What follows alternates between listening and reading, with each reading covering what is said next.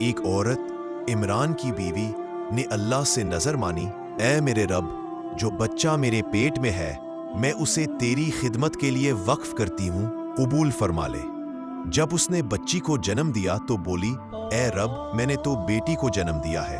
اللہ نے فرمایا، اللہ بہتر جانتا ہے کہ تم نے کیا جنا ہے، اور یہ بیٹی ایک عظیم مقصد کے لیے منتخب ہے۔